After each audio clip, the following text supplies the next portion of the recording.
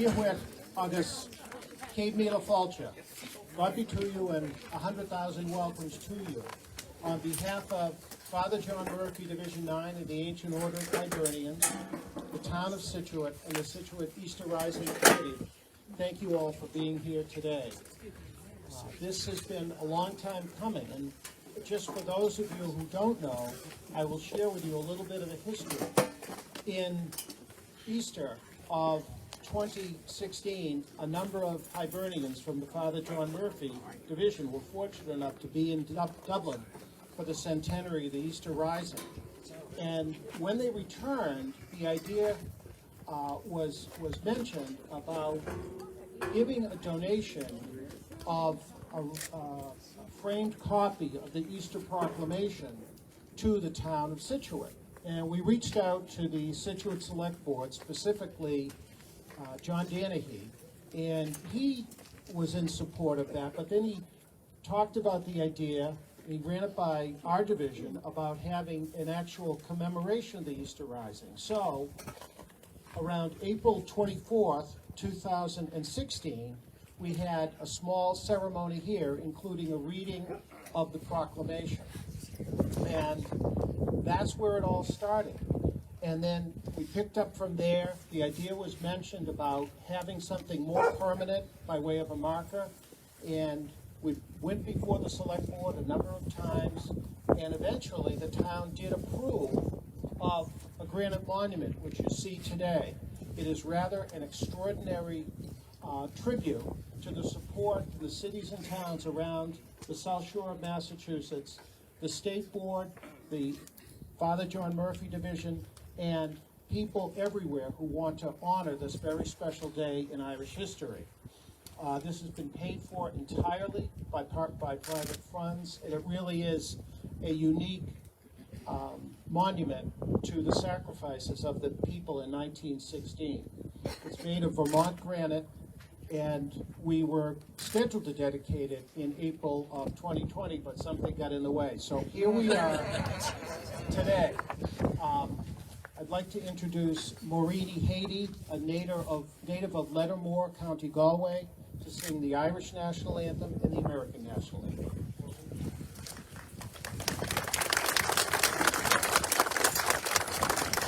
You may remain seated for a little while, because when it partakes to the Irish, it gets a little bit longer than the actual verse. John always I like to talk about this particular anthem, and the anthem, both anthems today, are very significant in the time that we're living in, because both anthems, both the Irish anthem and the United States of America's anthem, are really about the cause of independence, freedom from your oppressor. And independence and freedom means democracy, so you can choose who you want to lead you and who you want to follow. So the Irish National Anthem was, the seed was started in 1903 by Father Kearney, as he was starting to write this song in the Swiss cafe in Dublin, which later became Bewley's, and his friend set the music to it, Heaney, and it was written in English. And then from 200 yards away, another friend of theirs translated it to Irish, Liam O'Ryan, a couple of years later. But it is significant because this song was sung in the GPO 1916.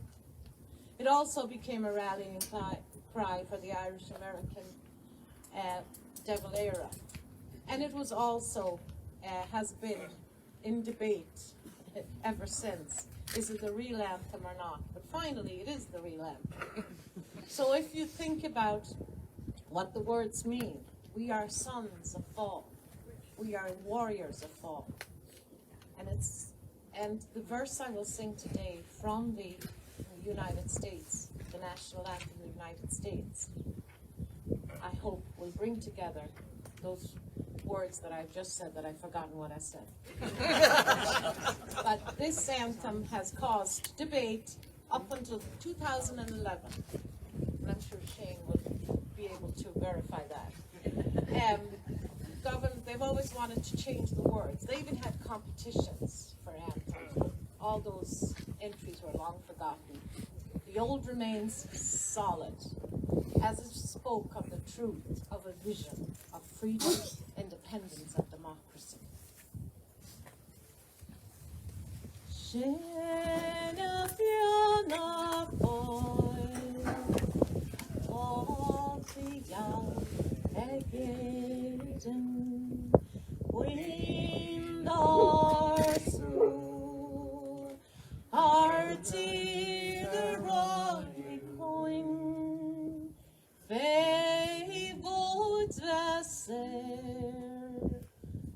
Tid ar sincher fasta Niak for Quintiron Nothing for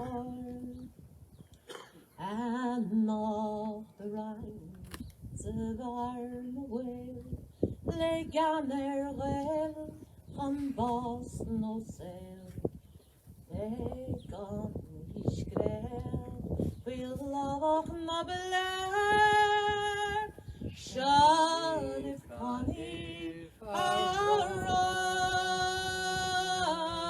Levine.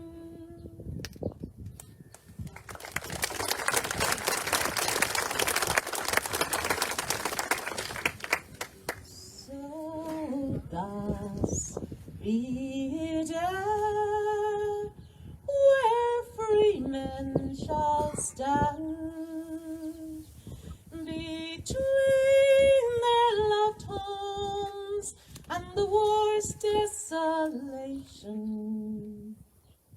Blessed with victory and pride, may our heaven-rescued land praise the power that had made and preserved us a nation. For conquer we must, when our cause it is just, and let this be our motto, in God is our trust, and the star-spangled banner in triumph shall wave o'er the land of the free and the home of the brave.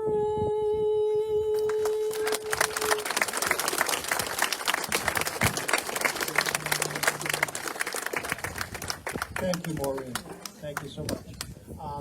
Now, Father Ken Cannon, who had been our priest for many years at St. Mary of the Nativity, is now at St. Albert the Great and St. Francis Xavier in Weymouth, the Collaborative. Father Cannon is going to bless the monument.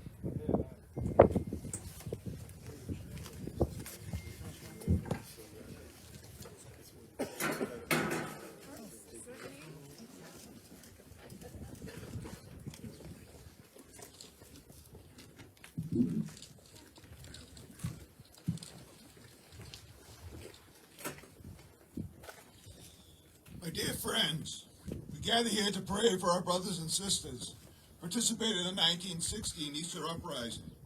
Remember especially those who laid down their lives for freedom and national sovereignty. The passing of time, all of them have passed from death to life in company with the Lord Jesus, who died and rose to new life. We pray that God may welcome them among all the saints of heaven. Let us pray. O God, by whose mercy the faithful departed find rest, bless this monument as we establish this new memorial commemorating all those who participated in the 1960 Easter Uprising in Dublin, the hope of gaining freedom and national sovereignty for the Irish people. May all those who gaze upon this monument remember that freedom is not free, that was purchased both in this country and in Ireland by the blood of those pursuing God-given rights. May we enjoy this freedom, never forget all those who laid down their life on our behalf, and do our part to protect the precious gift of freedom. We ask this through Christ our Lord. Amen.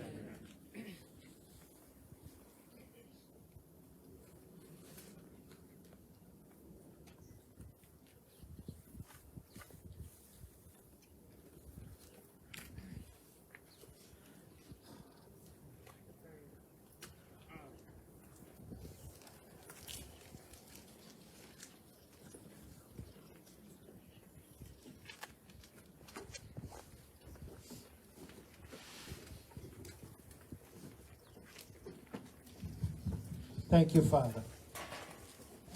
Now I'd like to introduce to you the Chair of the Scituate Select Board, Karen Connolly.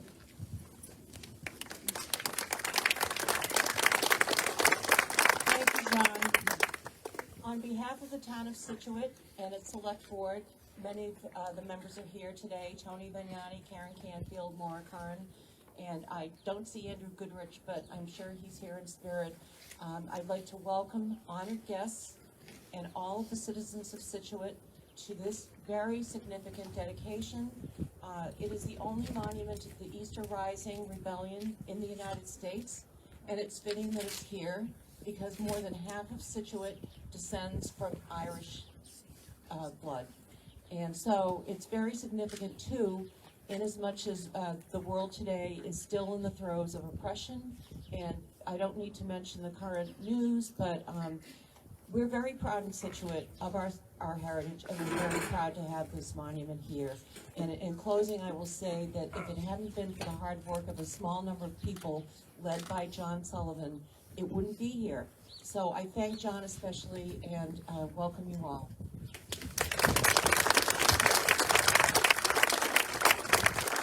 Thank you, Kim. For the entire period of time that we have had a commemoration of the Easter Rising Monument in Scituate, the president of the Father John Murphy Division 9 Plymouth, quite a number of whom are here today and have supported this from day one. The president has been John Travers, and John has done a tremendous amount, not just for this particular monument, but also for the Brig St. John, for activities throughout the South Shore and in the Plymouth area. So it's an honor that John is able to speak today. John Travers. Thank you, John. It's a little over the top, John. Thank you all for being here. At least it's not raining like it was last year. I'd like to welcome members of my family, friends, a lot of familiar faces, a lot of new faces out here today, and we couldn't be happier. Also, many of my brothers of the Ancient Order of Hibernians, Father John Murphy, Division 9 from Plymouth, and we have lots of Hibernian brothers from around the state, including Vice President Joe McCusker. Where are you, Joe? Raise your hand. Thanks, Joe. Past President William Sullivan. Bill, thank you. And we also have a special guest who took time out of his very busy schedule to fly in from his home in Ohio and spent some time with us yesterday as well as today. And we're very honored to have the national president of the Ancient Order of Hibernians, Danny O'Connell.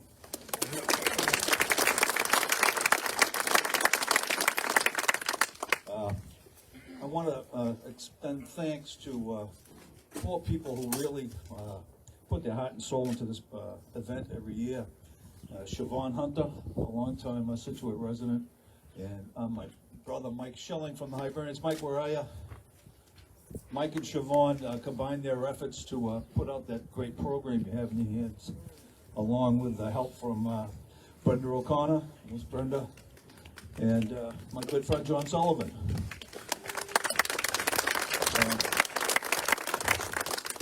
You know, the Easter Rising in 1916 was not the only rising. Through the last 700 or 800 years, there were some that were well documented and some not so well documented. But the Father John Murphy Division takes its name from a priest who helped in the Rising of 1798, and he was captured by the Brits, and he wasn't treated too kindly. But we took his name in our division to honor his memory. Last year, I held up this book called The Immortal Irishman. It's about an Irish revolutionary who became an American hero. And he was quite a character. His name is Thomas Francis Meagher. He was spared the death penalty by the British and sent to a penal colony in Tasmania.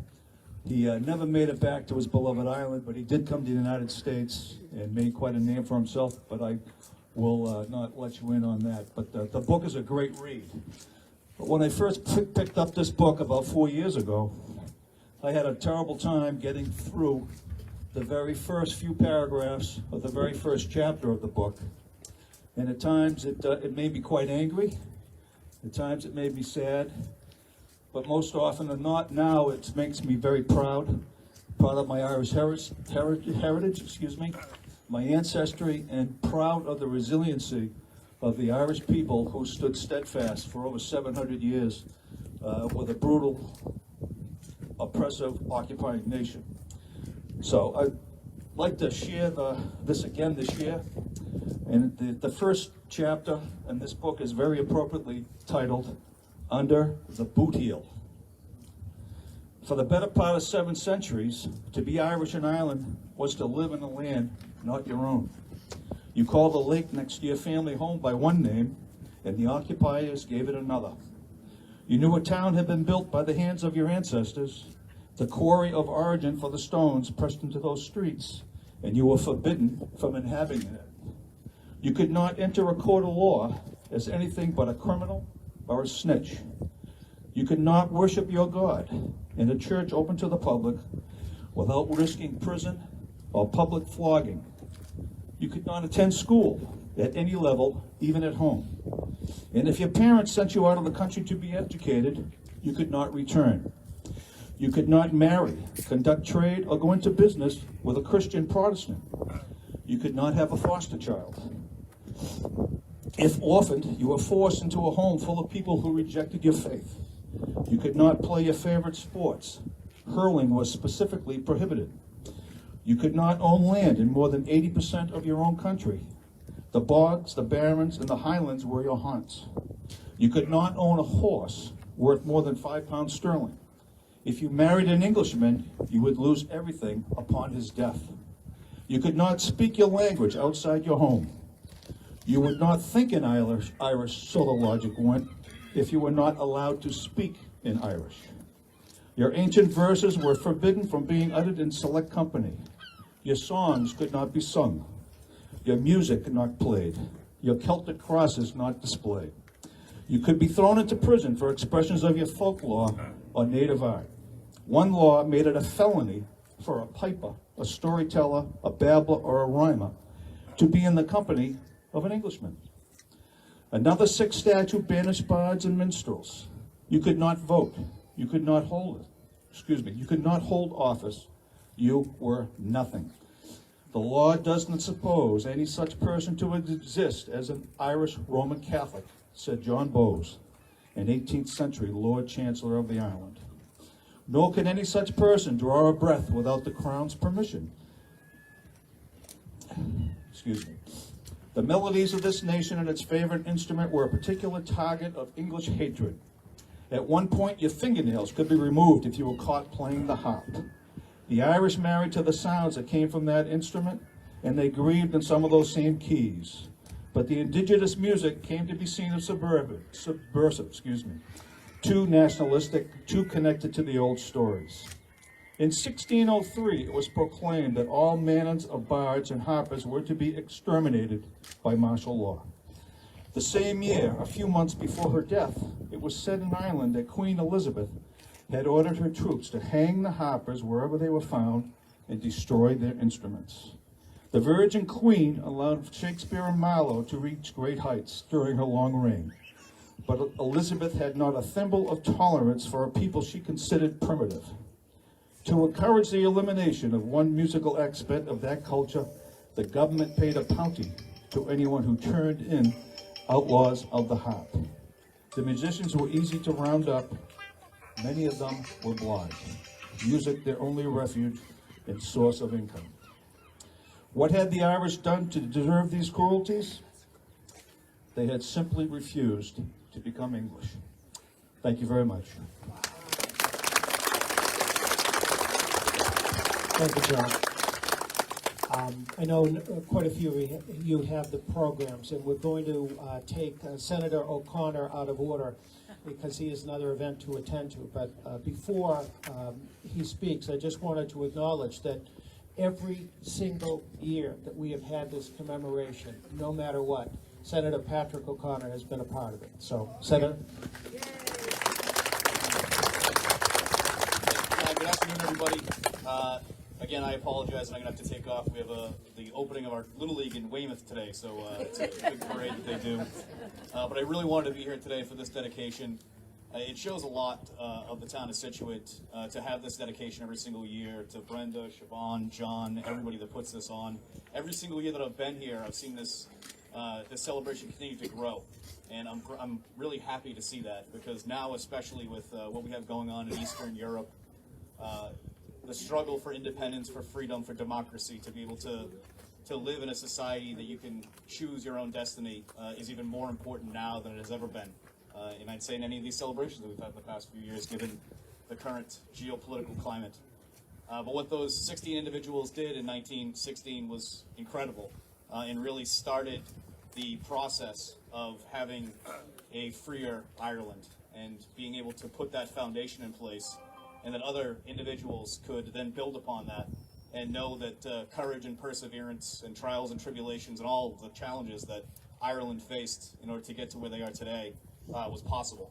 And so to be able to commemorate that, I think is incredibly important. So thank you to the town of Scituate and to everybody that puts us on every single year, to the Hibernians and to everyone here that's celebrating and marking a tragedy that led to a democracy. So thank you. Thank you, Senator. Our next speaker is the chair of the Scituate West Cork Sister City Committee, Siobhan Hunter.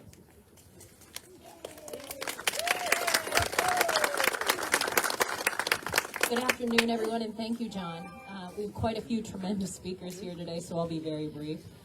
Thank you, everyone, for coming today, including our guests that have traveled so far, and thanks for taking the time for this long-awaited official dedication.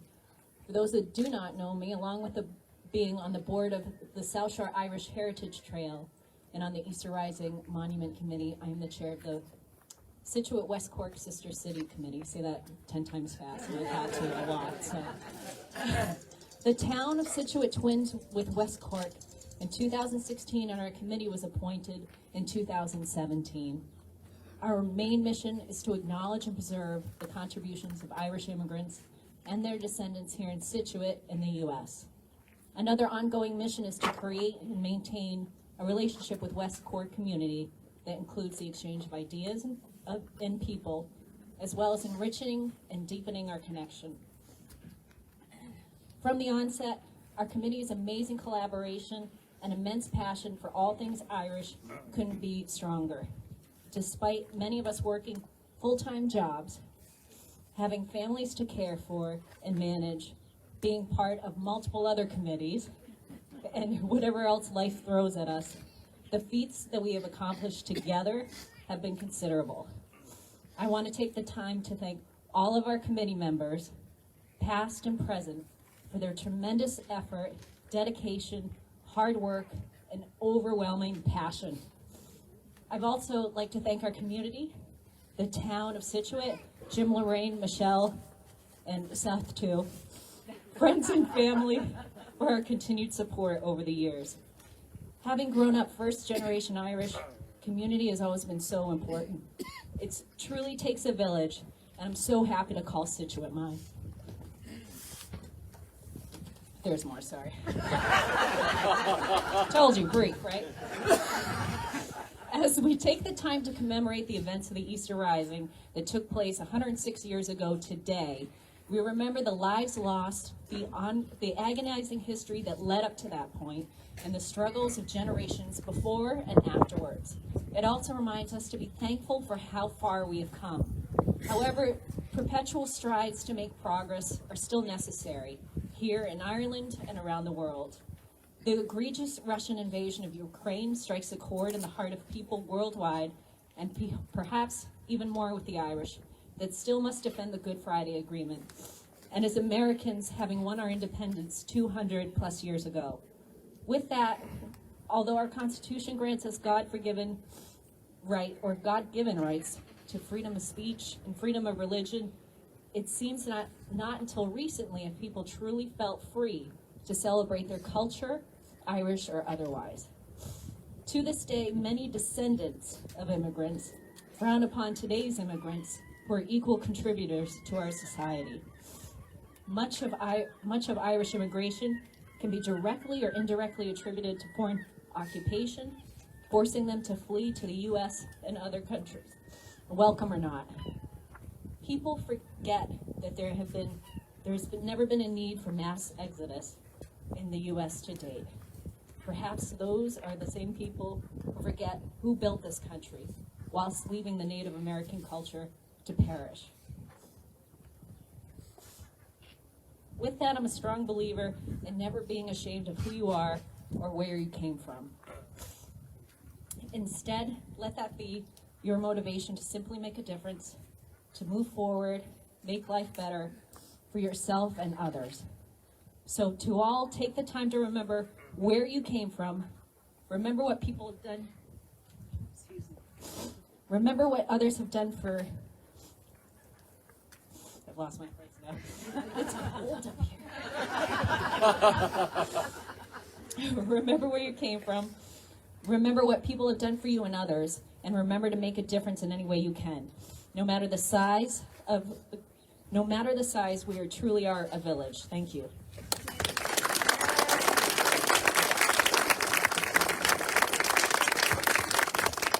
Thank you very much, Siobhan. Our next speaker is State Representative Joan Mosquino. Joan has also been a regular and consistent participation in the commemorations held annually here around the 24th of April. Joan. Thank you so much, John.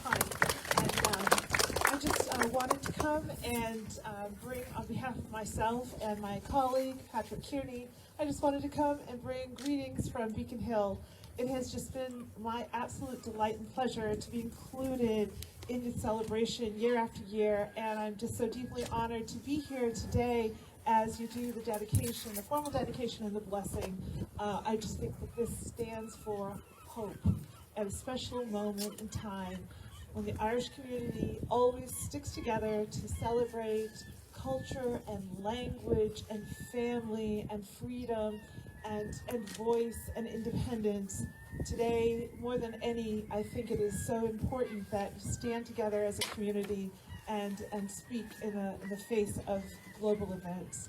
I did also just want to make sure everyone noticed that we have another special guest with us.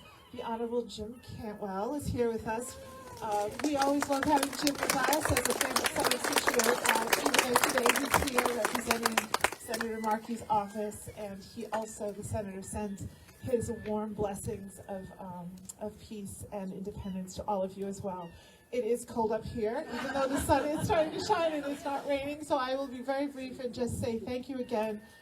Greetings from Beacon Hill, and really just stand strong and do what you do as an Irish community and show the world what it really means to celebrate family and culture, language, voice, and independence. Thank you so much.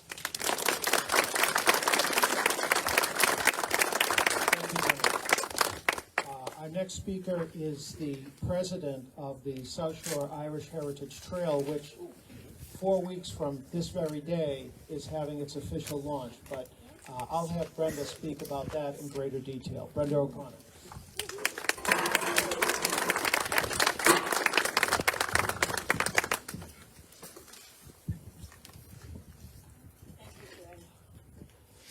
Isn't this a wonderful day? And this is a wonderful day. And I have to commend John Sullivan for his persistence, his dedication, and his really one-man effort to make this come true. And it has. Congratulations.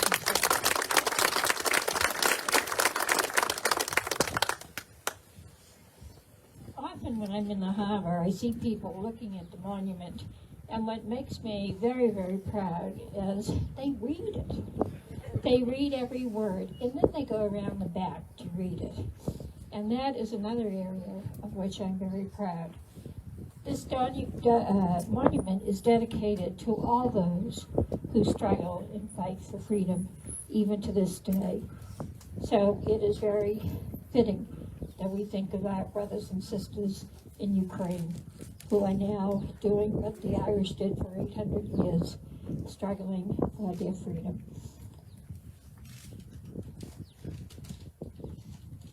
I've been asked, and it is my pleasure, to introduce you to the South Shore Irish Heritage Trail. Inspired by the Wild Atlantic Trail in Ireland and our own Boston Irish Heritage Trail, the Scituate West Cork Committee envisioned the South Shore Irish Heritage Trail to celebrate the Irish and Irish American contributions to the South Shore of Boston, the most Irish area in the United States. Encouraged by grant money from the Government of Ireland, Immigrant Support Program, and the support of the Office of the Consul General of Ireland in Boston, 9 towns were invited to become part of the trail. In traveling the trail from Weymouth to Plymouth, you will see places where Irish immigrants lived, worked, and built new lives in a country far distant from their homeland. There are monuments to the tragedies that marked their escape from famine and disease, evidence of the industries they built to sustain their lives, and the seaside places where they found entertainment and relief in the heat of the city. To follow the South Shore Irish Heritage Trail is to walk in the footsteps of one of the many ethnic groups that helped build America. Learn more about the trail at our website, ssirishtrail.org. And now we are ready to launch that trail. The formal launch ceremony will be on May 22nd, right here at the bandstand on Cole Parkway, and we invite you to join us. That will be at 1 o'clock. And we will say, Falsher, welcome. Come celebrate. Celebrate Irish heritage. Celebrate a bit of Irish history in America. Celebrate heroes, rebels, soldiers, mossers, shopkeepers, and more. Come visit us, learn with us, sing with us, eat with us, stay with us. Come drive the South Shore Irish Heritage Trail and celebrate. Thank you. It is now my pleasure to introduce the National President of the Ancient Order of Hibernians, Danny O'Connell. He has traveled out here from Ohio, as my brother President John Travers mentioned. And Danny, from the get-go, was very, very interested and supportive of this. But in particular, he's had the chance to visit the town of Scituate, the town of Cohasset yesterday. But the fact that we've had so many Hibernians here in support of this, and the fact that the national president took the time to be here for this dedication is extremely significant. So it's a great honor to introduce President Danny O'Connell.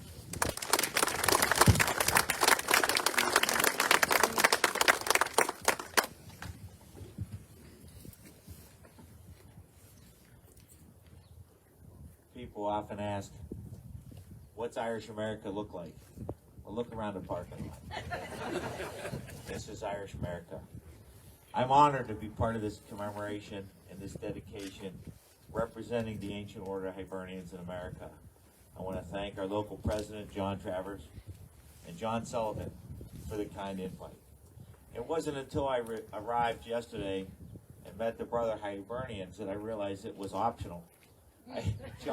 John's very forceful on the phone. He didn't ask me if I was coming. He just asked me what time I'd get here. I told him I could take a flight and get in at 1 in the afternoon, and he said, well, you know, there's a flight that'll get you here at 9. So I arrived here yesterday at 9 a.m., and I had a history lesson. And my only request was I wasn't tested today. And he gave me so much information and his friends gave me so much information about this area of the United States, a beautiful area that I've never been to before. I've been in Massachusetts many a times, but never in Scituate. I'm so glad I had this opportunity. Last night I had that reoccurring dream that so many of us have, that we're in college, we're going to have an exam, and we're not ready for it. And I was thinking, I remember everything John told me. I thought it was going to be tested this morning. But on May 4th, 1836, the Ancient Order of America was founded to protect the lives of our Irish Catholic clergy, to aid and protect our fellow immigrants from Ireland, and to work for an Ireland free from British control, tyranny, dating back to 1169. Think about that. How long they were controlled by a foreign country. That's hard to believe. Today, we meet to commemorate the 1916 Easter Proclamation issued by the Irish Volunteers and the Irish Citizen Army during the Easter Rising on the 24th of April, 106 years ago today. I was blessed, with, like so many of you, to be in Dublin for the centenary in 2016. And I'll never forget listening to the soldier, the Irish soldier, read the proclamation. And it took you back to 1916. And it's still so hard to believe what those men did and those women did to create what we now know as the Republic of Ireland. Shortly, we're going to hear the Easter Proclamation recited. I ask everybody to listen closely. We're all going to hear it, but listen closely, as the words that we're going to hear are very significant even today. We could sit here and discuss a proclamation of the Irish Republic for hours, but I just want to focus on a few lines from this tremendous vision that was put forth to us today, 106 years ago today, that are still so impactful today. The very first line to the people of Ireland, Irish men and Irish women. What do you see? A proclamation of a new country where all people are equals. What a progressive vision that was in 1916 for the world.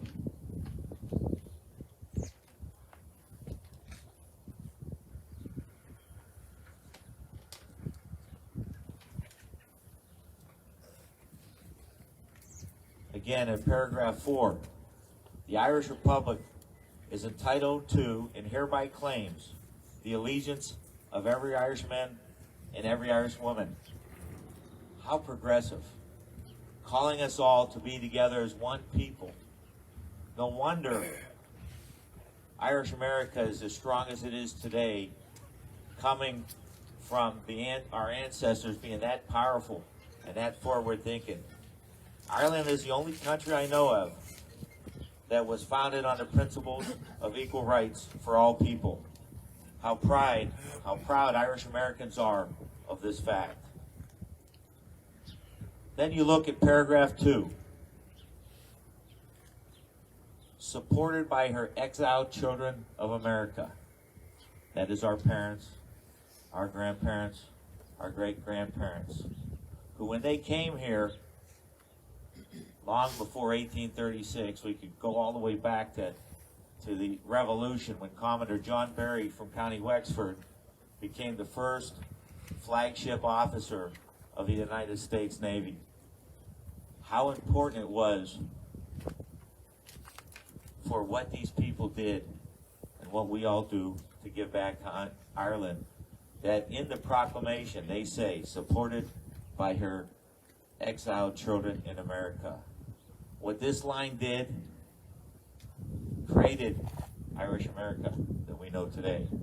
This simple line really initiated the coveted Shamrock ceremony that goes on annually on St. Patrick's Day, when the leaders of Ireland have the opportunity to meet with the President of the United States.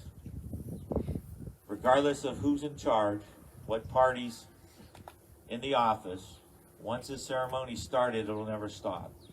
Ireland is guaranteed a face-to-face meeting with the President of the United States because of each and every one of you, Irish America. We are all part of this when it happens. We are all Irish America. Unfortunately, still today, 106 years later, we must continue the battles now for a free and united Ireland as the Irish people continue to fight injustices imposed by the British government in Northern Ireland. Many of us remember the Good Friday Agreement and say, well, wasn't that all fixed? If you go back to World War II, you take 25 years after Armistice Day, and you look and you see Germany and you see Japan and you see their role in the world. As we come to 25 years of the Good Friday Agreement, we look to the North of Ireland as if that agreement was just implemented months ago. So many parts of that have been left undone. Today, the support of Irish America invoked in the proclamation of the Republic of Ireland continues. Our next speaker, Congressman Bill Keating, demonstrated that Irish America will no longer stand for the British injustices in the north of Ireland when he, working with the Father John Murphy Division of the Ancient Order Hibernians and other local AOH divisions, created House Resolution 888.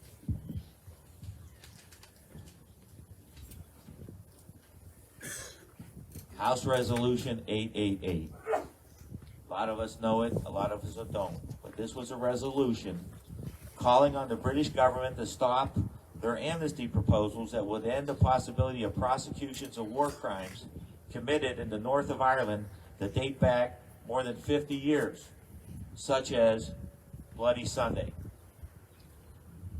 Can you imagine events like that in America? And 50 years later, we're just getting the initial hearings. Congressman Keating demonstrated that American support today for Ireland is bipartisan. Together, we obtained 50 co-sponsors for a resolution, both Democratic and Republican representatives lined up. I'm not sure if there's another resolution out there at the time of this one that had 50 co-sponsors bipartisan. We had Democratic, we had Republican, we had some of the most conservative members of Congress, we had some of the most liberals members of Congress sign on to co-sponsor this bill. Thank you, Irish America, for getting that done. That feat alone is just remarkable. 50 bipartisan co-sponsors. Then, on St. Patrick's Day, Congressman Keating brought this bill forward for a vote. It was unanimous. So, it passed unanimous. What a statement that was for the British government. Well done, Mr. Keating.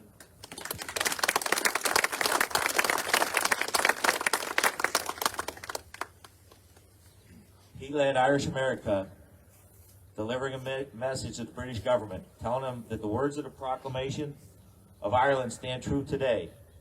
Ireland is and always will be supported by her exiled children in America. And we will keep working, and thanks to leaders such as the Congressman here, we will all, I believe, have the opportunity to see a free and united Ireland. The Ireland that all of our parents, our grandparents, and generations of our families wanted to see. But it takes each and every one of you, each member of our Irish American family, to keep it in the news. And we need to keep working together. I thank you for coming out today. I thank again for the invite. What a wonderful place, and I couldn't think anywhere else I'd rather be today. We've got 51 Hibernians right now in Ireland on a fact-finding mission, but I'm I'm happier because I'm here today to be part of this. Thank you and God bless.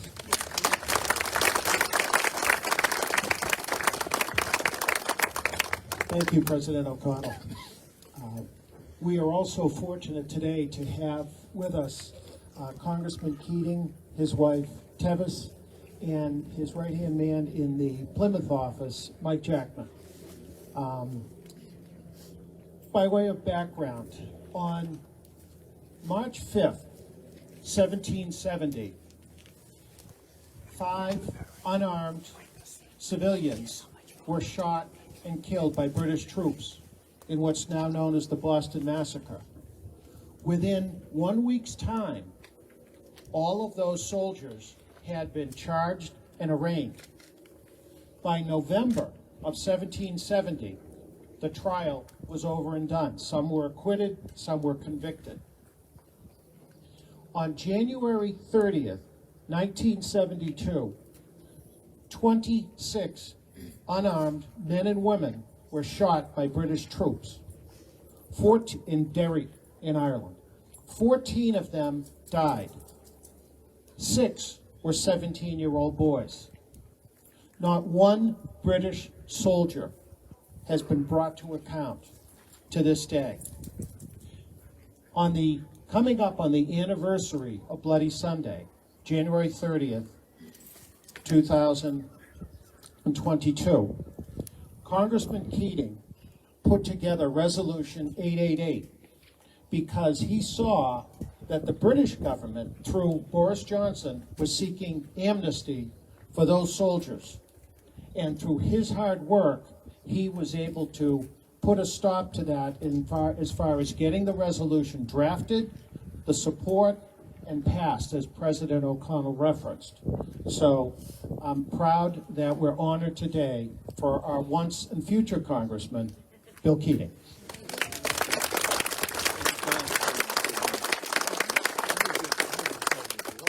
Thank you, John. And thank you, Dan and John, for your work helping organize and getting that bipartisan resolution through. I was at the St. Patrick's luncheon with the Taoiseach, and all of a sudden, it appeared very rude. I had to get up and excuse myself right in the midst of lunch because the bill was on the floor. So how was that for timing? With him here and the English representatives here, we were debating that right on the floor at that moment. So thank you for everything you've done. You've really been a strong voice for justice, and that's what that is about. It's Irish justice, but it's justice for all. It's great to be here as well. Father Cannon with my colleagues in Massachusetts government. Patrick left, and Joan is, well, she was here too, and ex-colleagues, Jim Cantwell. There she is. All right. And Jimmy is here as always. Thank you. As well as local officials and Karen Connolly and the whole board that's here.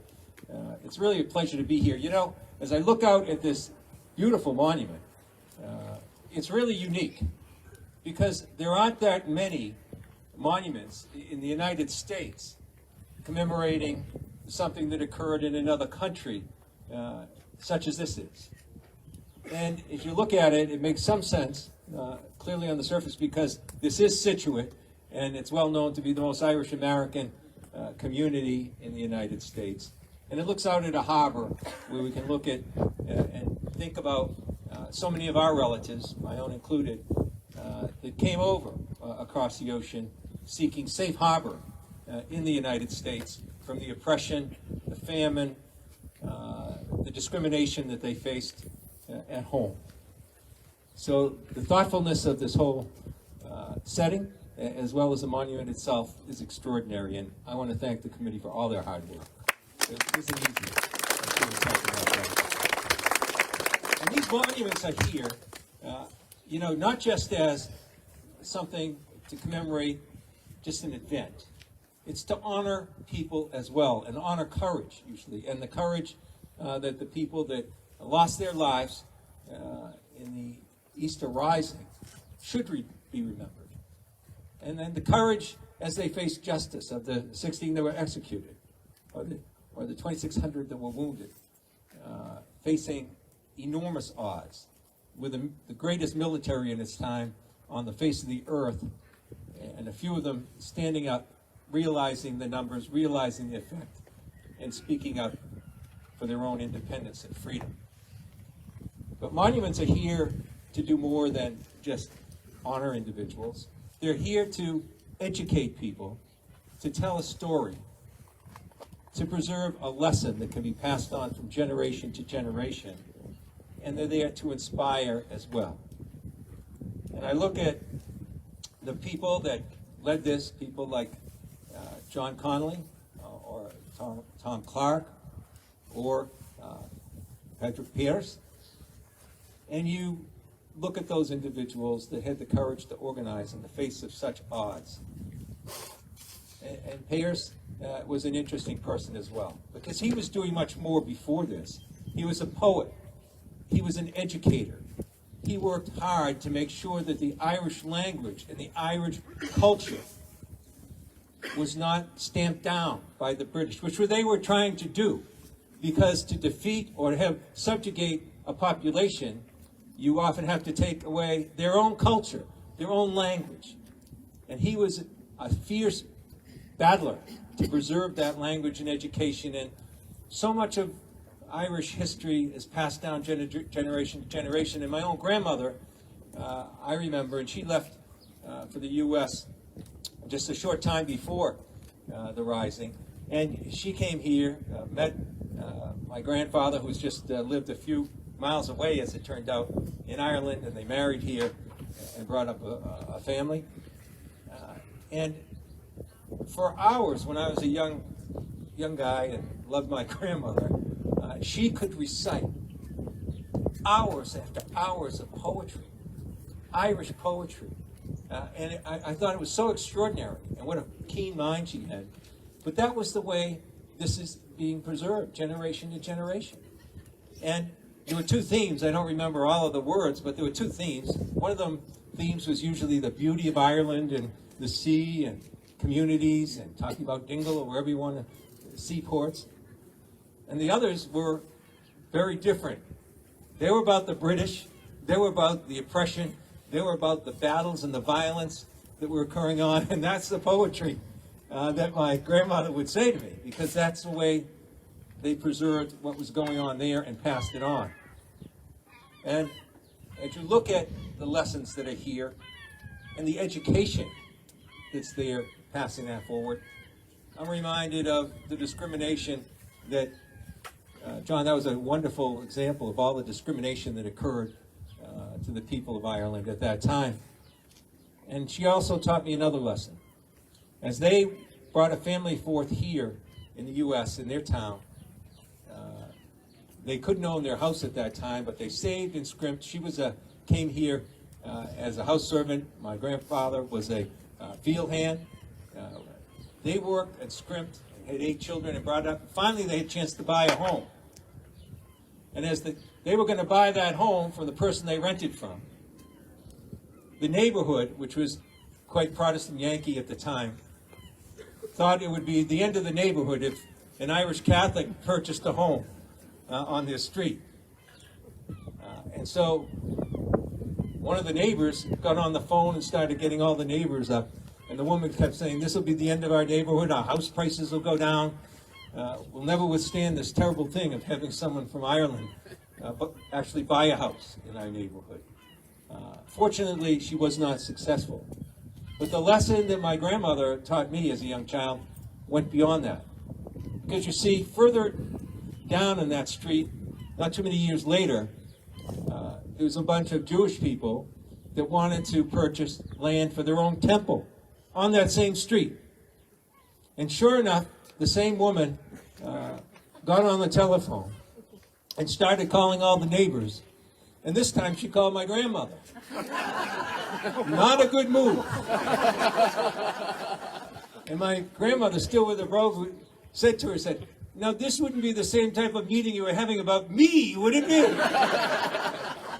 But she told me further. She went, and this is very uncharacteristic at that time, but she went to the local town meeting and stood up for that transfer of the land. And she taught me as a young child that we have to fight for discrimination. And with her background and our shared background and heritage, we know that. And we understand that. So we look at that monument, we learn those lessons, and hopefully we can pass it down to generations to come. I know we've had hearings, and I'm chair of the committee on Europe that deals with Ireland, Irish issues, and we have had many, and thank you for those kind words. And just in that same spirit, next week in the committee I chair, we are going to have another hearing dealing with some of the difficulties that still exist, whether they're the legacy issues, whether they're protocol issues, which are really quite paramount right now because elections are occurring in Northern Ireland, and Sinn Féin has, I think, got an 8-point lead on those elections. And there's a real concern that, once again, if the First Minister changes, they'll just pull back and dissolve government again. And we can't let that happen if we're going to have progress. And we can't let those legacy issues and justice for those accountable not be swept under the carpet for another generation. So we fight for these issues. Next week, we're going to bring in young people from Ireland, North and South, and we are going to bring them together, and we're going to talk about how this new generation can bring peace forward, peace and solidarity in Ireland as a whole. And so, again, the lessons of education and inspiration occur. So I want to thank you for all that you've done to send these important messages forward. And I want to make sure that as we look at something that on the surface appears very unique, that we're here honoring an event that happened in another country here in the United States. But the more you think of it, there couldn't be a monument that's more American in its theme, standing up for freedom, against discrimination, for a person's ability to move forward in life, than that monument right there. So congratulations on something so important. I won't do it because it's cold, but I have citations in recognition of this from Congress, and perhaps we can get some pictures when we do that later, but it's for the ancient order of Hibernians, it's for the town of Scituate, and it's for the committee itself. So thank you so much.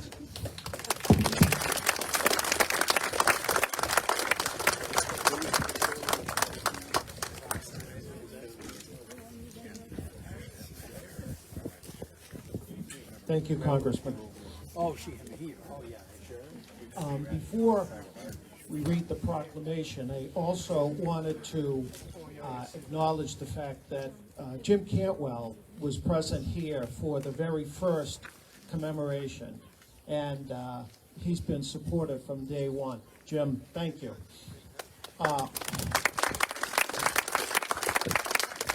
Also, I wanted to acknowledge Seth Pfeiffer behind the camera. Seth does great work for the town of Scituate. He's been out rain or shine, and it's been more rain than shine, but Seth has been there no matter what. So Seth, thank you. And then on the podium, on the stage with us is also a treasure, our resident historian, and a woman whose encyclopedic knowledge of Ireland goes back decades, Professor Catherine Shannon.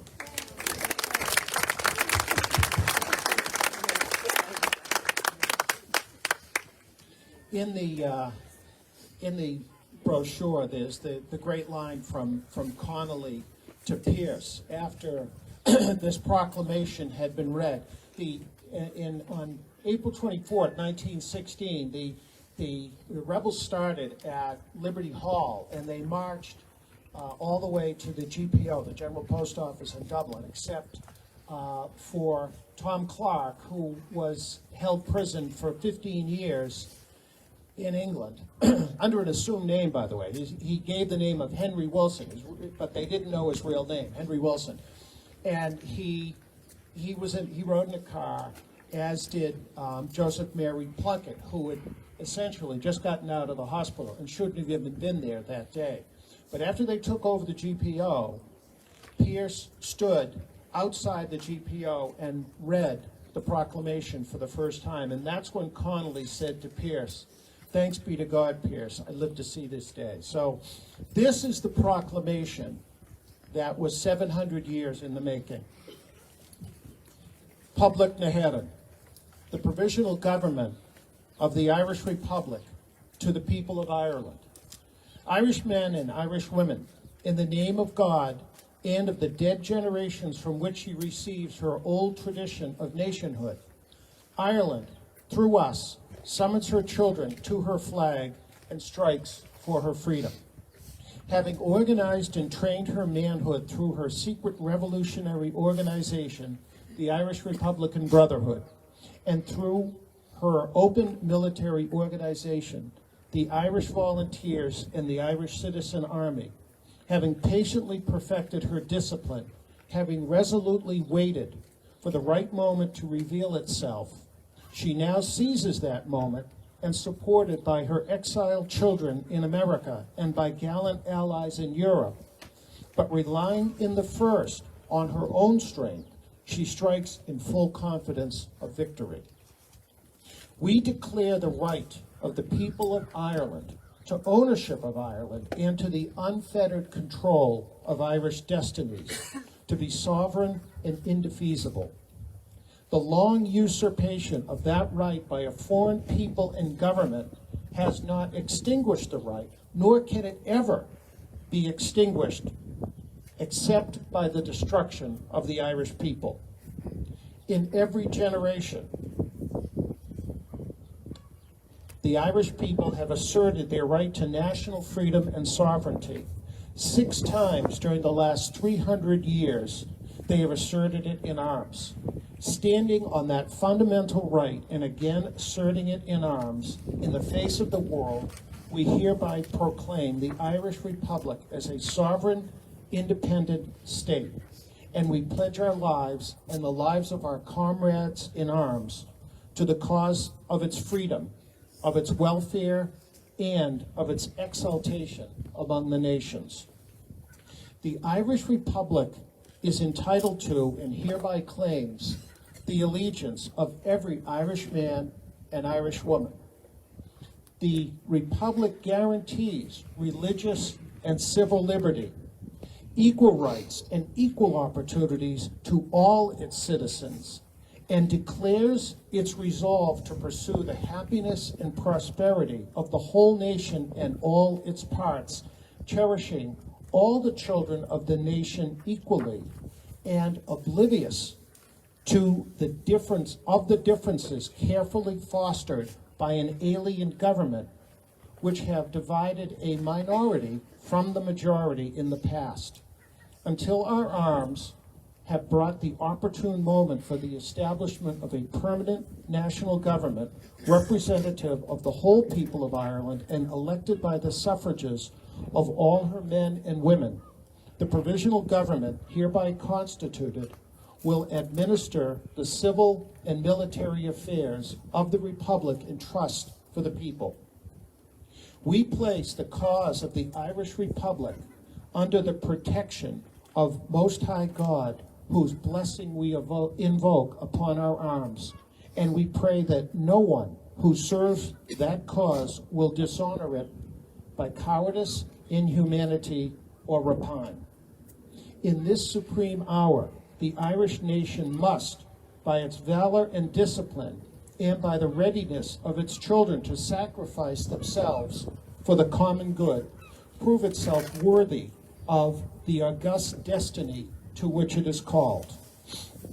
Signed on behalf of the provisional government, Thomas J. Clark, Sean McDermott, P.H. Pierce, James Connolly, Thomas McDonough, Eamon Kent, Joseph Plunkett.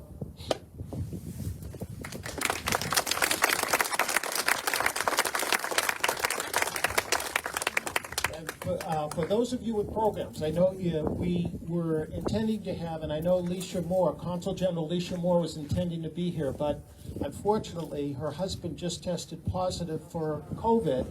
So through an abundance of caution, she has asked, and Vice Consul General Shane Caffrey has volunteered to step forward and be the keynote speaker. So we are honored to have him with us today to talk about this pivotal date in Irish history and the dedication of the monument. Consul General.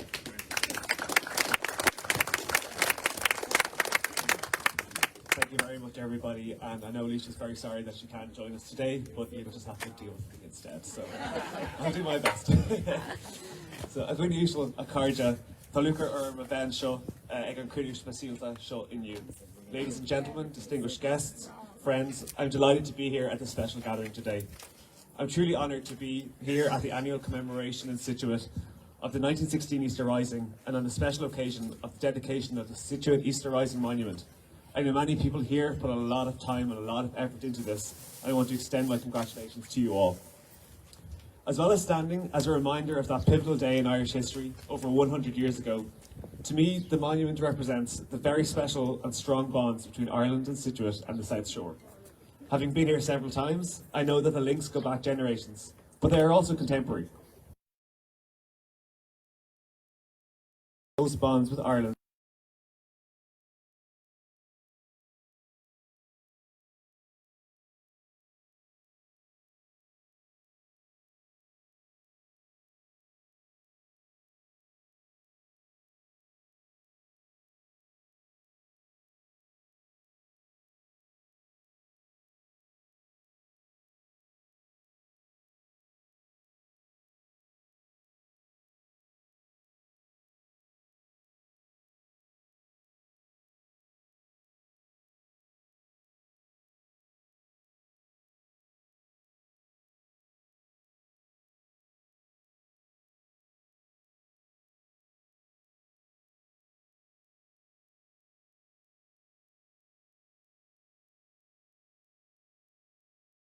important today. American support was key to the realisation of the Irish independence. More recently, the people and politicians of this part of the United States played an especially important role in the peace process. People like Senator Ted Kennedy, Speaker Tip O'Neill, and Senator George Mitchell, who chaired the talks leading to the Good Friday Agreement. It's good timing.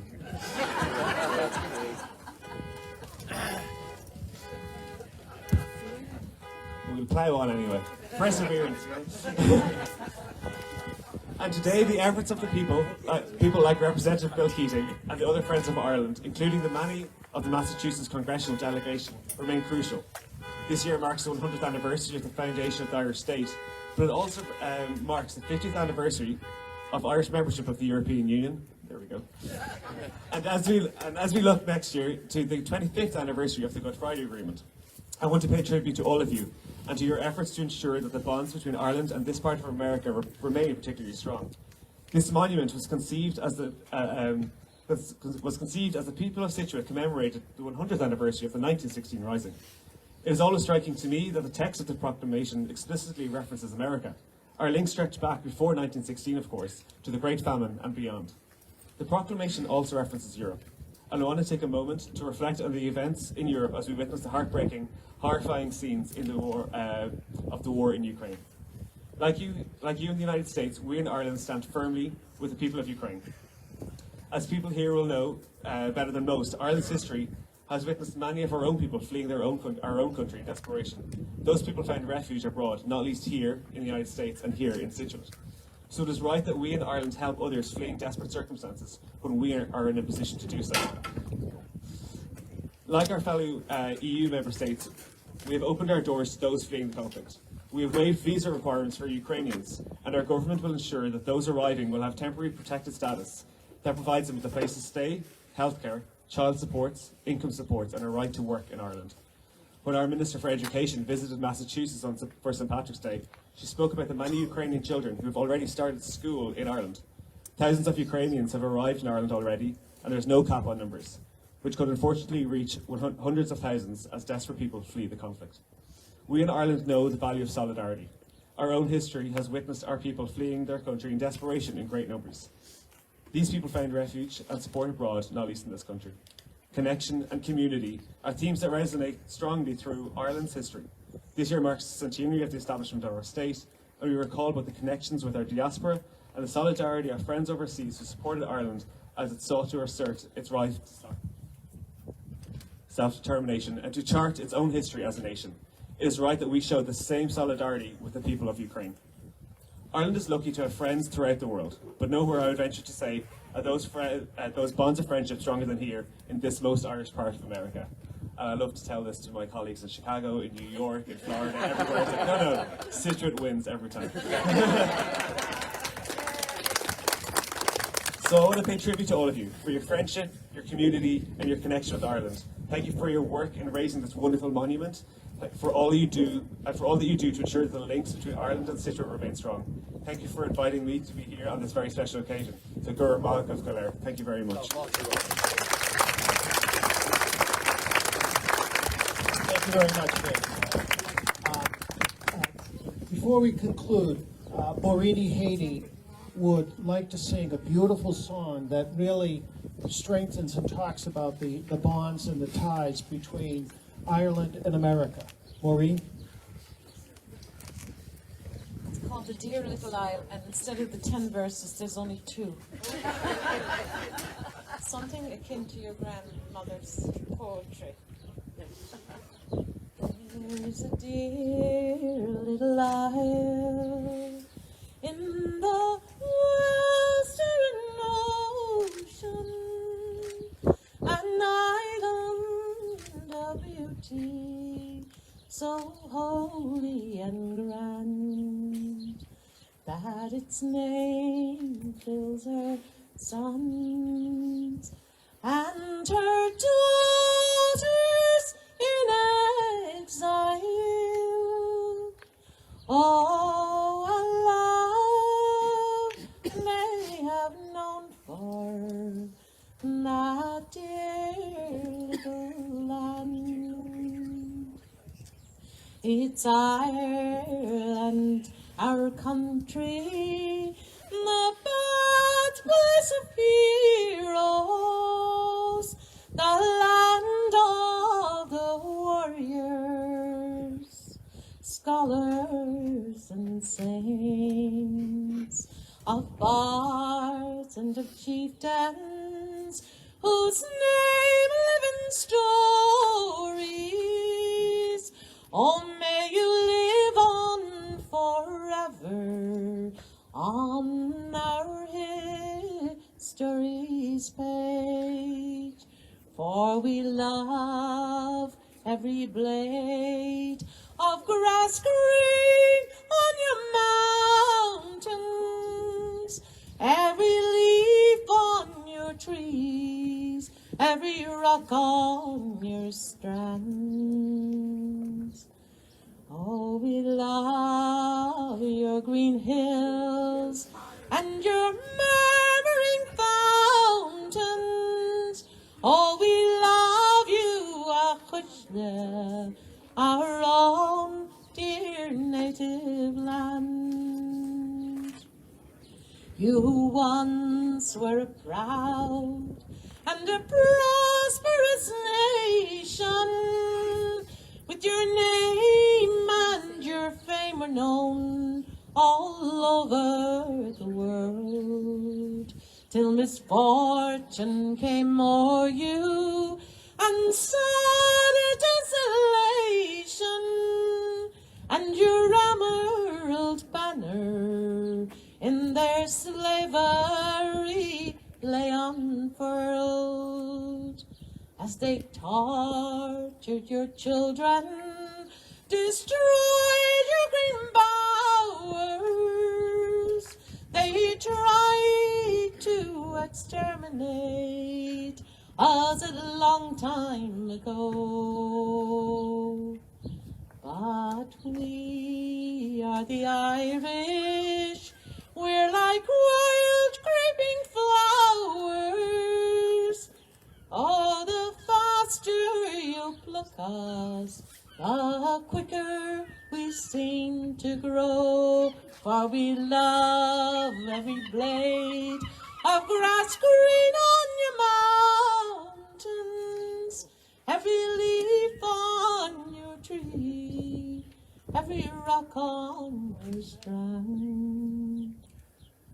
And we love your green hills and those murmuring fountains.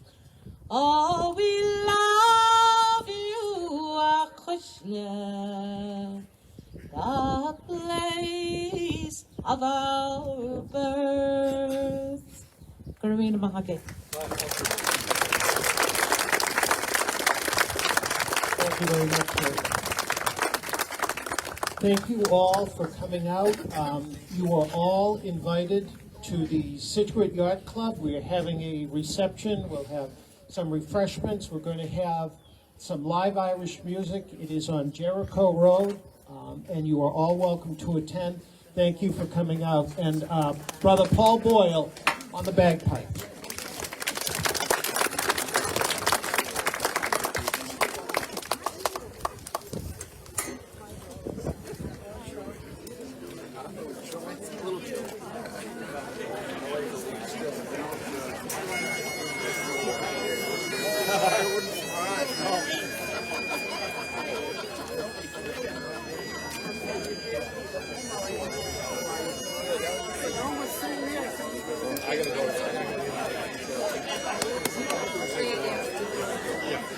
That was fun. That was great. Tell John.